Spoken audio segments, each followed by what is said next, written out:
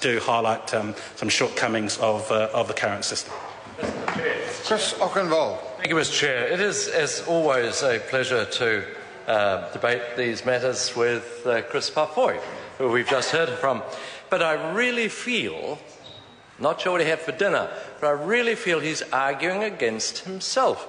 And I think there are serious consequences to what is being suggested. On the one hand, castigating the government for having identified problems with some of the computer systems and saying it's unforgivable, it should never have happened, it was insufficient testing, it was never be allowed to happen again. But on the other, suggesting seriously, because he's a serious person, seriously suggesting that if a hacker goes in, as long as they can say, oh no, it was for non-malicious reasons, that they should be forgiven and not prosecuted, I can't follow the logic.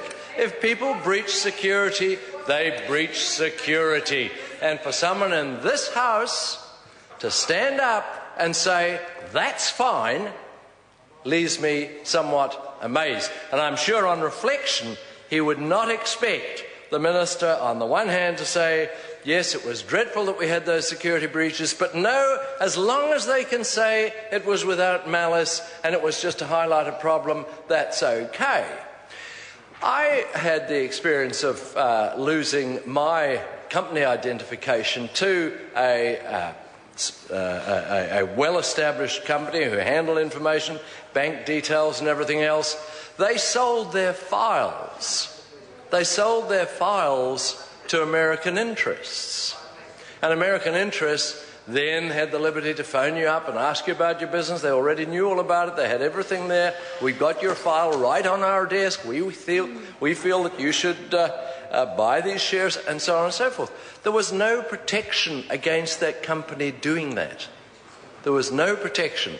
And I'd like to reassure the House, in the light of Chris Pafoy's statements, that this committee certainly considered this very, very seriously, and indeed the officials went away and did remedial work, extra research. I think they worked extremely diligently, and I don't doubt the chair of the committee, who's sitting beside Chris Pafoy, will bear that out. They worked very, very hard, and we took this very seriously. And I would hate anyone to think that this committee was slipshod in its processes, because we were not. Let's have a look. And we talked about the level of fines. Let's just see what they are that we've lifted them to.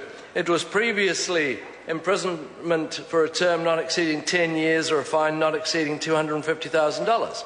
We've taken it to the prison term continues at 10 years, a fine not exceeding $250,000, $100,000 or both. But if an organisation gets involved, then it's a fine not exceeding $1 million smackers. So that starts to erode the profits they might receive from selling information which they could gain.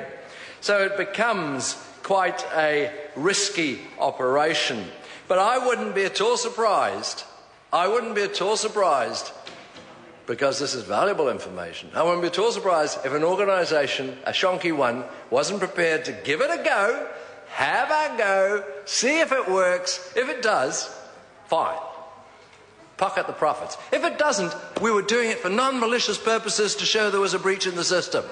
And under Chris Pafoy, they are forgiven because they've shown the government there was an error. Sorry, it doesn't wash. And, Mr. Chairman, I feel that we should distance ourselves from that sort of peculiar slipshod logic. Ruth Dyson.